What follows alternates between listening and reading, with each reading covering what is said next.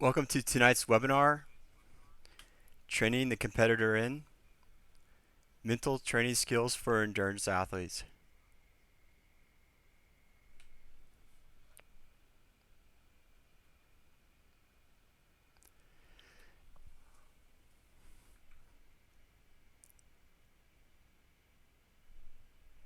Hi, I'm David Glover, and I will be presenting tonight.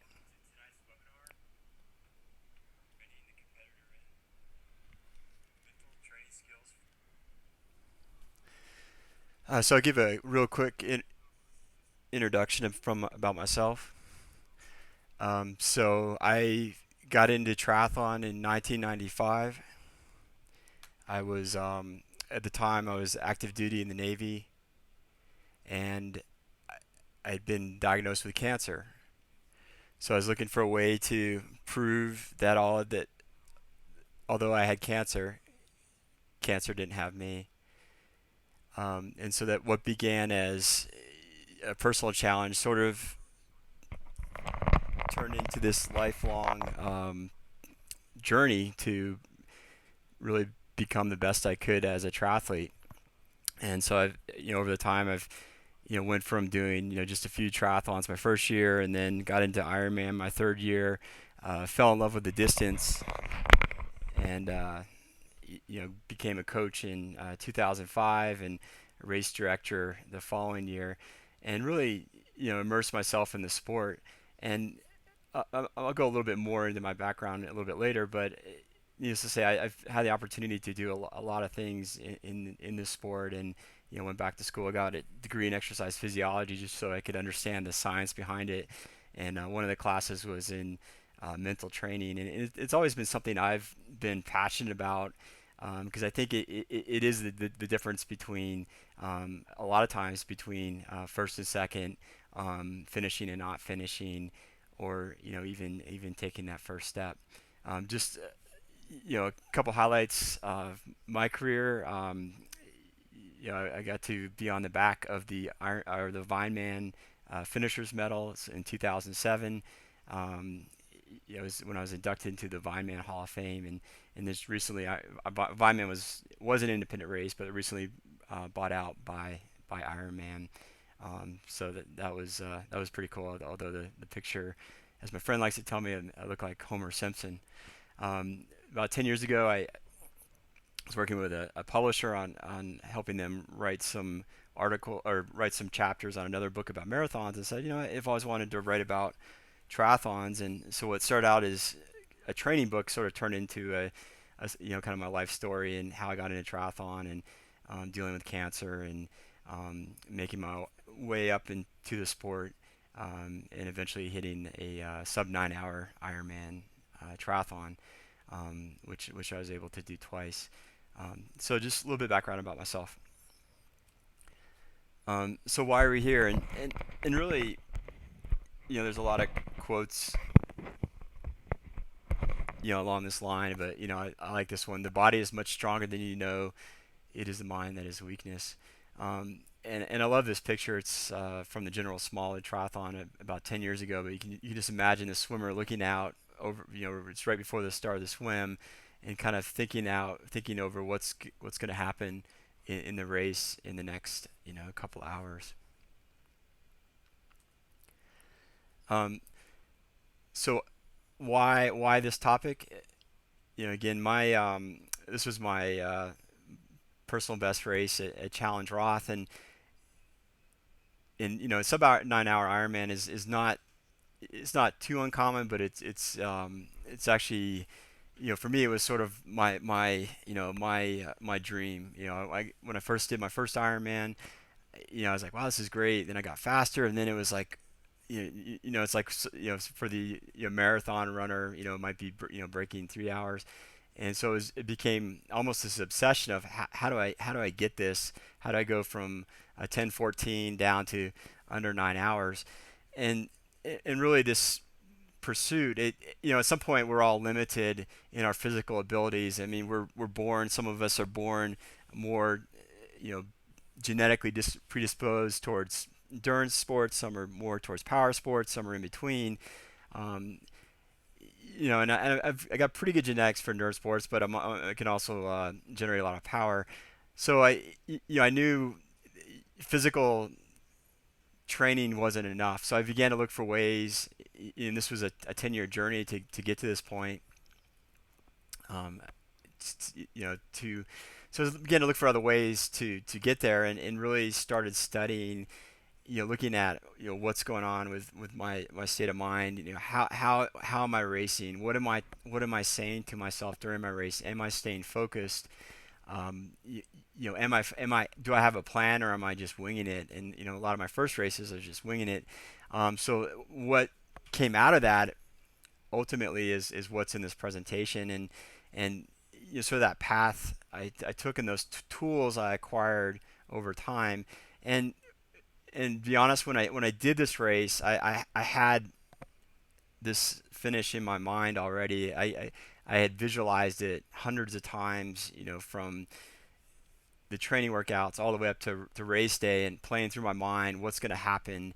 And I'd done this race a couple of times before, so I was very familiar with the course, and how things were laid out. So I knew, okay, this is what I need to do now. This is what I need to do at this point in time, and here's what I can expect. Here's the things. I kept a training log, and racing race reports, so I kind of knew, okay, here's where things went wrong last time, and I used some of these tools I'm going to talk about that helped me get through that race day. And there was points during the race, even on the run, I cramped up at one point, um, so bad I had to slow down, and almost I actually may have walked just a little bit, but it was a point where I was like, I don't think I can do this. And so how did I overcome that? And my whole point being is there's a lot of stuff in our heads that can really make a difference between achieving a goal or not, whether your goal is just to finish your first triathlon, or is to excel in your 10th. So I want to share some of those things I learned, and help me get to the finish line, and help me achieve my goals. So 5 areas that I want to talk about. So goal setting, really important, especially this time of year. Overcoming almost anything. So really looking at how we're thinking about things, and being aware of that self-talk going in our minds. Building self-confidence. So what are the things you can do outside of training and doing other races that will give you that self-confidence to know that when you show up on race day, that you will perform at your absolute best. Anxiety. I like to call it managing the storm before the calm, for me. And it was always the worst part of the race was always right before the start, because there's it hasn't started yet, and got to worry about all the logistics, and kind of making sure, okay, if I do I have the right bottles, do I have all my equipment, do I bring my CO2 cartridges? So really kind of how to manage that before the race starts. And then once, in my own experiences, once it started, things kind of just fell into place, and it was more doing, and then kind of keeping doing. And then finally, just fine tuning mental sharpness. So 5 tools that you can add to your toolbox.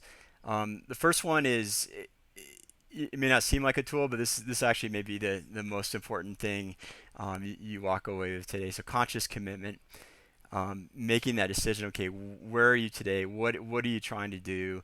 And are you able and willing to commit to it? Goals. We'll talk a little bit about goals and the 3 types of goals, and really the importance of both the long term, that kind of that pie in the sky goal. For me, it was that sub 9-hour Ironman. To the more the short term of week to week. Okay, what do I need to do, week to week, to get to that long term goal? Creating a pre-race plan, staying in the moment, and we'll talk about a couple different ways to do that. And then finally, being flexible and staying positive, because stuff happens, and it's I don't think I've ever had a perfect day where everything went just right. There's always a little hiccup, whether it's a flat tire, I've done a couple half Ironmans where I had my gels set in my transition area, then I just totally left them there and went out on the course, and there weren't any gels. So doing those, dealing with whatever's there and being positive about it. So the first thing I want to talk about, conscious commitment. And I love this quote by Jesse Owens. In order to make dreams come into reality, it takes an awful lot of determination, dedication, self-discipline, and effort. So what do I mean by conscious commitment? And it really comes back to this fundamental question of why. Why are you doing this event? Why this goal? Why are you here? Why are you doing your training? And Nietzsche is another of my favorite quotes. He who has a why to live can bear almost any how. And it's really fundamental, a question to ask yourself. And for me, in 1995 when I had cancer, I talked about doing triathlons for a number of years before that, but I just never did. I never had a good reason other than, oh, I think it would be cool. But for me, it will be different for you. But when I had cancer, it's like, wow, here's a chance I might, this might metastasize. I could lose my leg. It was play through all these doomsday scenarios, and I was like, wow, here's a chance because yeah, I'm not working for a while because I got to go undergo radiation and surgery. After that, I've got some time. Let me do a triathlon, and so that sort of became my impetus, to prove to myself that I could get through the cancer. And it's going to be different for every person. Whether it's you want to be a role model to your kids, whether you just maybe you're active when you're younger and you've been working and family and you want to get back to being more active, or you want to accomplish a goal, you're competitive, whatever it is. I think it's important to understand why, and keep in mind it can change. Like for me initially it was like, I can beat this cancer, and one way I at least I told myself is, if I could do these longer events and Ironmans, then how can I be sick? And then my why changed is how can I do the best possible race I can put together, given my whatever my physical abilities are. How do I go push that boundary up into the very very edge? So it's a good question to ask yourself. Why are you doing this day in day out? What's going to get you up in the morning? What's going to keep you from walking during the race? What's going to motivate you to come out and learn about the sport, and what's going to get you to your goals?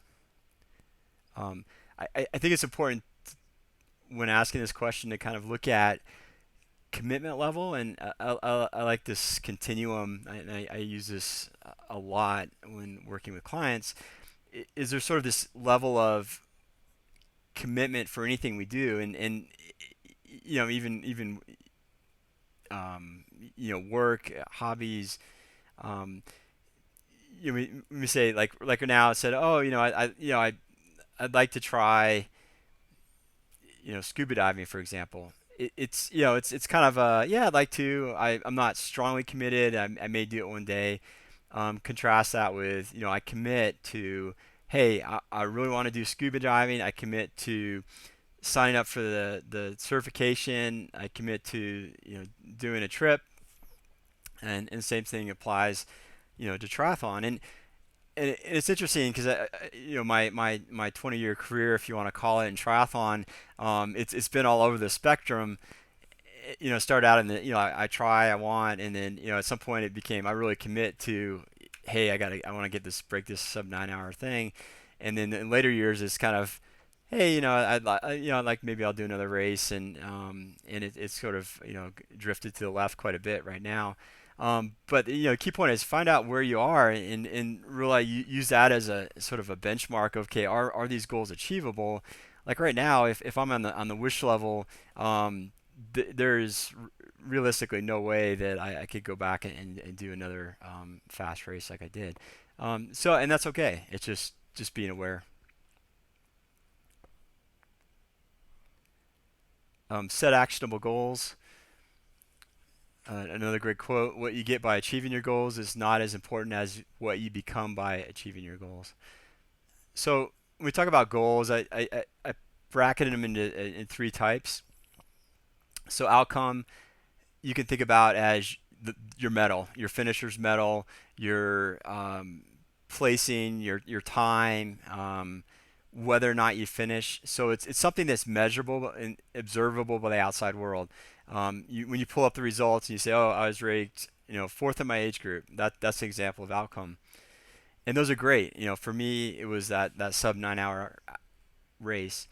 Um, Another category goal is learning, and I like to use these in conjunction.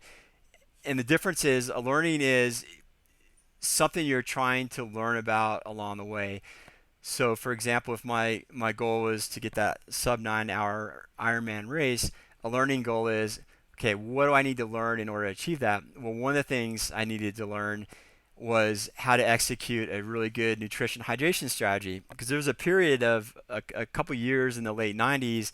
um, I didn't, 80 miles into the bike, plus or minus 5 miles, I would, my stomach would get full, and I start vomiting. So a couple of times I remember we did the first inaugural Ironman Lake Placid in '99. I literally pulled over the side of the road and was just throwing up. And once I cleared that out, I felt better. And then, fortunately, it would happen again on the run. And so one of the things I really had to learn is what was going on and why was that happening. And you know, through talking to other athletes, educating myself, learning about nutrition, I learned I was just taking in too many calories. So if you take in too many carbohydrates, your body can't absorb them. Your gut basically backs up, and the only way to get rid of it is to throw it up or slow down. So that was a necessary learning goal that I had to do to get there, and finally process goals. I showed in this picture are you're basically your stepping stones. So how are you getting from today to whatever your final outcome or your big goal is? And it's important to have these goals. And I've had the opportunity living in Boulder, to do a couple webinars and also work closely with Dave Scott for a few years. And Dave, as you probably know, is a six-time Ironman world champion. He's also been coaching since he's 18 years old as a swim coach, and now, obviously a triathlon coach. So he's been coaching basically about as long as I've been alive, so over 40 years. And incredible athlete, and also just incredible coach. And really, working with him and talking to him, what he's prescribes, and I totally agree with this, is having that short-term view of what are your goals for the next 1 to 2 weeks.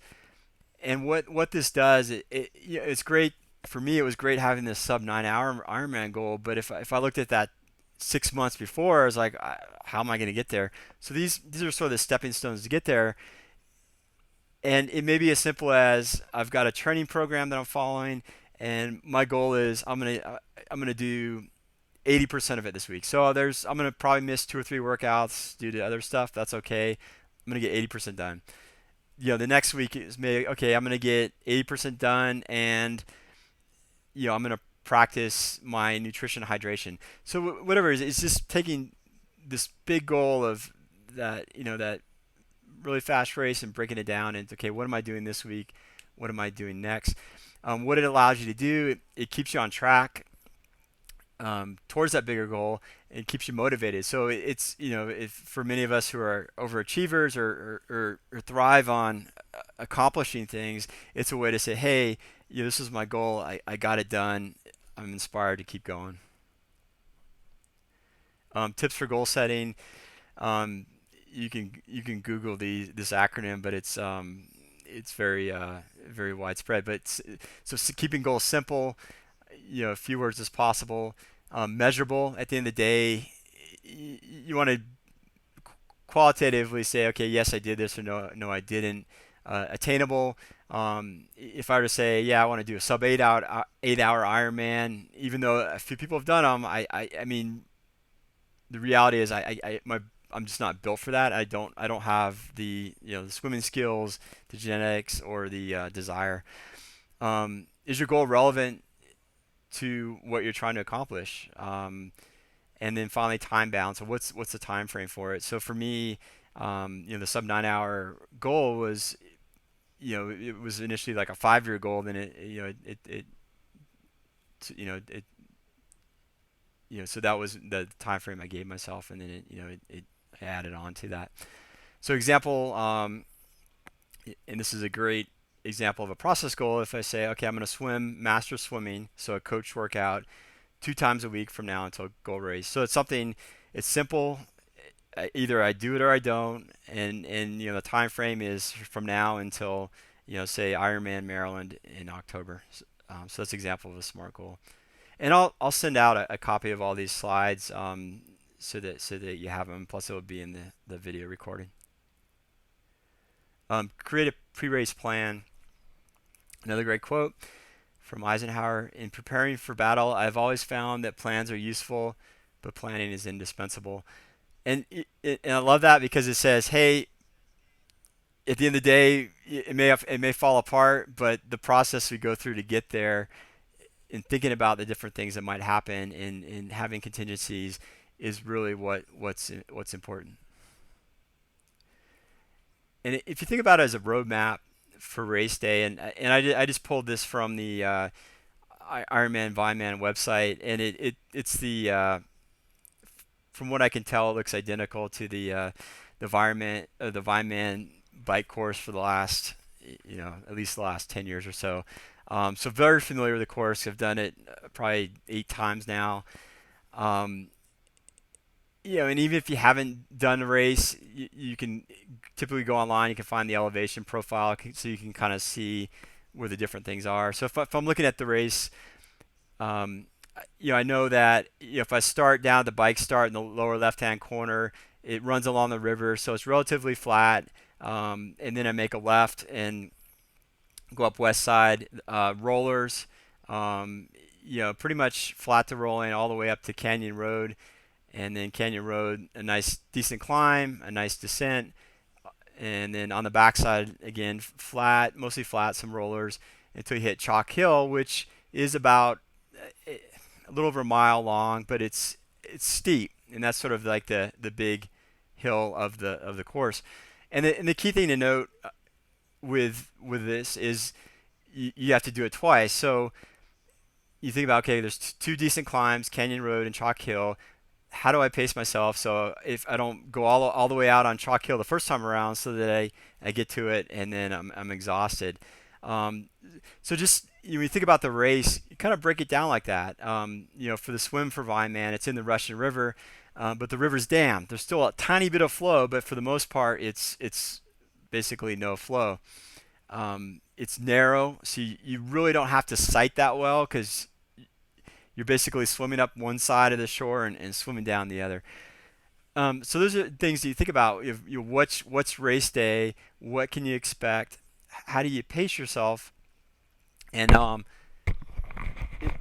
it really helps if you can to get out there ahead of time. If not, again, you can look for resources online, listen to discussion groups, and see what we're talking about. But when you think about writing your pre-race plan, it's sort of, you start with, okay, what's going to happen? And so I know for Ironman races, I typically got to check in at least 2 days before. So I got to make sure I travel around that. I have to check in my bike the day before, and I have to do the pre-race meeting. So you kind of fill out a timeline. The race starts typically at 7 a.m. Probably need to be there by 5:30 or 6, so I'm not rushed. Kind of just thinking through the logistics, you write it out as a timeline. Okay, 7 a.m. my wave goes off, or 7:10, whatever it is. 2 loops of the swim, so 1.2 miles. How long is that going to take me? So having an idea of, okay, this is the pace I should expect. So when I get to the turnaround, for me, it was like, okay, I want to be under 30 minutes, or right around 28 minutes. Whatever it is. So just to give you a benchmark, and then kind of laying out and get to the bike. Okay, when you come out of the transition area, there's a steep little climb. Do you want to mount the bike before the climb, or do you want to run it to the top? I was at Vineman last year watching my wife Krista when she did Barb's race, but also watching the full athletes as well. And some of them mounted at the bottom and struggled to get to the top, and others just ran up to the top and hopped on their bike. So what makes sense for you? Um, then what where knowing okay what to expect on the bike course. Okay, Chalk Hill, it's a little over a mile long. Okay, yeah, I'm gonna have to shift into easier gear. I'm gonna spin up and not blow out my legs, etc. Then you basically do everything twice. Same thing with the run. So kind of break it down. What are you gonna eat and drink before the race? What are you gonna eat and drink on the bike? For me, on the bike, for example, I'd say, okay, I'm gonna wait 15 or 20 minutes before I eat or drink anything, just to let my stomach settle down and kind of get acclimated to being on the bike. When you get to the run, what's available, actually the bike and the run, what's available at the aid stations. So thinking through all those things and kind of mapping it out is what you can do. And key point: identify any areas of concern or uncertainty. So again, Vineman, Chalk Hill is a big concern for a lot of people. So can you address that now by going out and finding a steep hill in your area that's about a mile long and practicing it so you get that confidence, and practicing it late during a long ride so you know what it feels like when you have tired legs. So those are by having this plan and kind of listing things out as a timeline, you can identify, okay, here's the things I'm worried about. Let me figure out what I can do about them now to prepare. So visualize your plan. And again, I go back to this race in Roth in Germany, and if you don't know the history, it was Roth, Challenge Roth was the original Ironman Europe up until about 2003, and then they split from Ironman. And historically, it's had some of the fastest times in the world. It's not a flat course. It's a lot of flat sections, rolling sections, a few good climbs. But I think a lot of it's just the weather is usually like in the low 70s, low humidity, so it's like a really nice temperature and climate to race. But if you have that plan before, you've kind of listed things out, kind of think through it, and use, and this is basically visualization. So you know walking through it in your head of visualizing, okay, what's it going to be like when I show up on race morning? What am I going to do? I'm going to get all my gear set up, make sure I have air in my tires, make sure my transition bags are all ready, and then okay, I'm going to make sure I set aside 10 minutes just to relax, spend time by myself. I'm going to get in the water, so you can kind of practice this in your mind. What will you do during race day, and how will you respond to things that happen? One key thing about visualization is shown to be more effective the more senses you can use. So when you arrive on race morning, maybe you smell, if you say you're doing Ironman Florida, you smell the ocean breeze, the salt water. You can feel the cool sand in the morning. During the bike, you can feel the heat radiate down. Use those different senses, and then practice. And for Roth, I mean, I made it sort of a daily practice to say, okay, picture in my mind what I'm going through. And so when I got to race day, it was almost, in many ways, it was anticlimactic because I kind of already knew what was going to happen. I just had to kind of deal with some of the obstacles that happen. Stay in the moment. I love this Dave Scott says this a lot, but do what you can do in the moment. And it's simple, but it's actually it's very powerful, because at the end of the day, you start at the beginning of the race, and it's whether it's your first sprint triathlon or your 10th Ironman. I mean, in my own experience, it's just from I've done 28 Ironmans, but I mean every one of them I couldn't comprehend the whole thing at once. So if I got to the start and said, okay, I gotta swim 2.4 miles, bike 112, run 26.2. I was just like, holy cow, I don't know if I can do this. But it's really like, okay, no, I really don't have to think about that yet. Yeah, I've kind of planned for it and know my strategy, but all I really have to do is, okay, I just got to be down at the swim start when the gun goes off, and then I just got to get to the next buoy. I get to that buoy, okay, let me get to the next one. And so it's really breaking down this long drawn out full day event, or even if it's a sprint, it's an hour, 2 hours, 3 hours, whatever it is just breaking it down into that small little chunks and say, okay, what am I doing now? What can I do? And not getting overwhelmed with the whole thing. Um, I like this idea of, or use this idea of the continuous self check-in, and it's a way to kind of stay present on what's going on as well. And it's things like asking yourself, in your mind or even out loud, how do I feel? Okay, what's my body doing? I'm scanning down from my head to my shoulders. Okay, my shoulders are tense. Let me relax them. How are my legs? Legs are a little, or back's a little tight on the bike. Okay, let me stand up and pedal. Um, Reminders. Okay, relax my breathing. Relax my breathing. On the bike and swim, bike, and run. How's my pace? Am I breathing too hard? So maybe I need to back off. Maybe you're using like power, heart rate. You can kind of use that in conjunction with this. So it's a way to kind of actively look around yourself, ask yourself how you're feeling. Do you need to eat? Do you need to drink? And it's a way to stay engaged with what's going on. I'm guilty of this for going out long rides and just checking out. And I remember doing some long runs where I just like snapped out of them. Like I have no idea where I am, because I was running in a new place and I just had totally checked out. So this is a way to kind of stay present and kind of stay at that level that you want to be training and racing. And any of these things, I'm using race examples, but they equally apply to training. And just as we practice swimming, biking, running, we practice these things as well. So when we get to race day, they're second nature. Mantras or affirmations are great. These are some of the ones I used. I'm a decent swimmer. I didn't come from a competitive swimming background, but I'm a decent swimmer. I can't compete with like collegiate level swimmers or anything. But so for me, it was okay. I don't want to go too hard, and I know I'm not going to stay with the very fast guys. So let me settle into my own rhythm, but tell myself I swim effortlessly like a dolphin. So that constant positive talk and sort of reinforces, hey, it should feel effortless. All right, help me relax. I run with the grace and endurance of a gazelle. 20 miles into a marathon, or even a half marathon, or in an Ironman or half, or even the end of a sprint triathlon, you probably don't look like a gazelle. But if you tell yourself that, it's a way to kind of shift your thinking to focus on, okay, yeah, I am running like a gazelle. It's sort of that positive.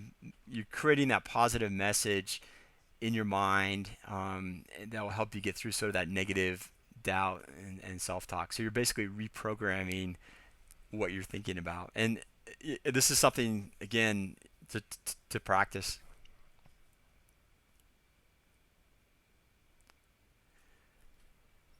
And finally, sort of the crux of everything is stuff happens. And this is a picture from the Luray Triathlon as a race director for it from 2006 to 2014. But if you look closely, there's a lot of turmoil in the swim, and that's going to be fairly common. Especially if you start sort of in the middle, in the front. Um, you know, you get kicked in the face. I know I've taken elbows in the face. I've had my goggles knocked off. Been swum over. I mean, I've swum over people accidentally. Um, stuff happens, and it's whether it's the chaos of the swim, whether it's getting a flat tire on the bike, whether it's forgetting your gels, whether it's your stomach gets upset. It's really like the Japanese proverbs, the bamboo which bends is stronger than the oak which resists. And this is the kind of stuff I think about. I started doing martial arts a couple years ago, so that's sort of my new thing, my new hobby. Um, and a lot of it is what I'm realizing, at least from what I know now, is it's really adapting to whatever the moment is, and rather than saying, "Well, I think this person's gonna throw this hook punch at me," it's rather saying, "Okay, I don't know what they're gonna do. I'm just gonna be here, and then as soon as they go, I'm gonna be able to respond appropriately."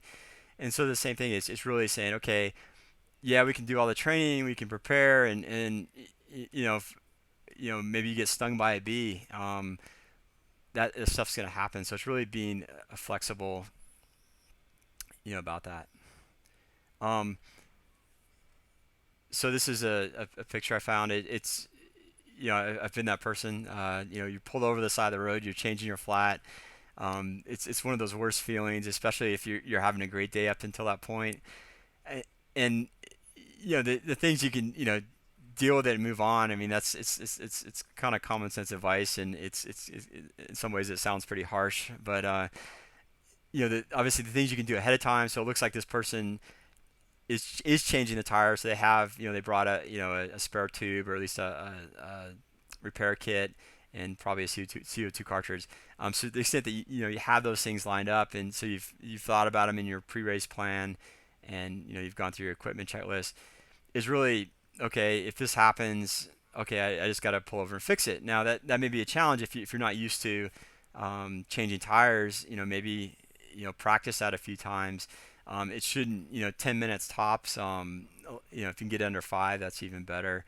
Um, a lot of these races, they have bike support, but a friend of mine in Boulder, he's actually I met him on the Vineman course. I think it was in 2007, and it was at the start of the run, or it was actually my second loop of the 3-loop run course, and the start of his first. And I was like, "Well, where'd you go?" Because I knew he was right with me on the swim and through much of the bike, and then he disappeared. And he's like, "Yeah, I had a flat, and I couldn't get tech support for like an hour." So he ended up losing, a full hour of the race. So, he should have been up with me on my second lap, but he was on his first. So I ended up running with him, and I talked to him, and we became friends, and, we both live in Boulder now. But, yeah, I mean, the extent you can prepare. And then if it does happen, I mean, sometimes you just have to write it off. And, I think about, it's hard with these races because we as athletes, as triathletes, we put so much time and effort into them, and same applies to whether you're doing cycling events or runs, obstacle course races. We put so much time into them, and then something like this happens, and something breaks, and it's hard to let go of that and say, hey, it's just a bad day. Um, but the extent you can, you can come back. I think for me, using Vineman as an example, 2001, I was actually having a really good race, and I had caught this lead group of like 4 or 5 cyclists and had passed them on Chalk Hill, and they were like riding pretty closely together too. But I passed them and got around them, and then a minute later, flat tire, and I remember pulled over, just saying all these obscenities in my mind. I'm like, I just pull my stuff together, and I was able to fix it, and probably lost 6 or 7 minutes, and I never caught them again on the bike, but I actually was able to run them down on the run, and I caught the last guy probably like 2 or 3 miles before the finish, and went on to win the race. And so it was really powerful moment for me. It was like, wow, I didn't have the fast time I wanted to, and it's probably one of the slower Vineman winning times. But I was like, wow, I was able to do this, and one reason is I had a plan. I was able to adapt to the situation as best I could, and just go with it, and rather than try and dwell on it, just say, okay, it is what it is. Let me try and catch up to them without blowing up. Um, yeah, again, this mental conversation we have with ourselves of what we say about ourselves, and a lot of this gets into the subconscious, and you can go back to childhood traumas and stuff, but it's really can you take that stand of say, hey, I'm an athlete. Even if you've never been an athlete your whole life and you're just doing a sprint, triathlon, or your first 5K or mile fun run, is really taking that position of, hey, I'm out here, I'm gonna do this. It really goes a long ways than kind of negating what you're doing, and it's not to mean to be like a braggart or you know um, overly confident, but really just taking that stand of, hey, I'm here. I work to get here. I'm gonna do this.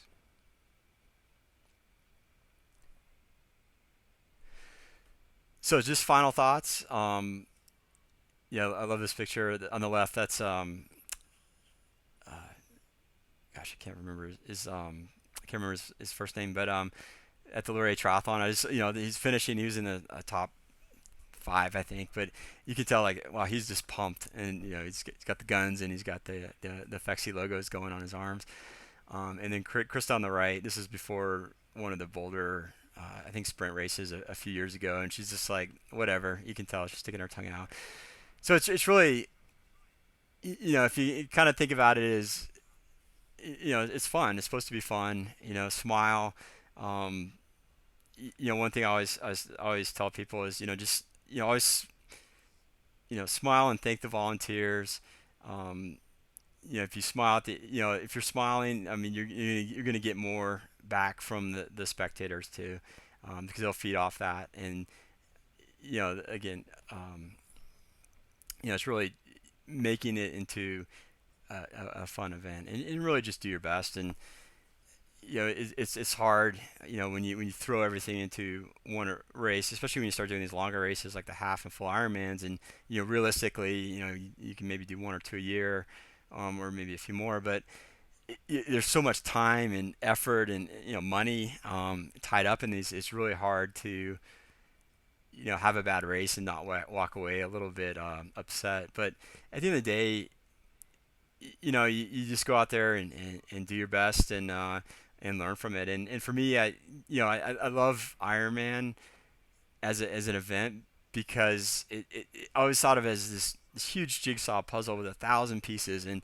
it's really trying to get all the pieces just in the right place to create that complete picture, that perfect, what I always call the perfect race. And I may never get there, but at least I'm trying to get there as best I can. And um, and for whatever you're trying to do, it's just think about, okay, what is it, what did I do? Obviously, writing race reports is a great way to capture stuff while it's in your head. It's great to tell friends and family what you're doing, but it's also to say, okay, this is what I did right, this is what I did wrong.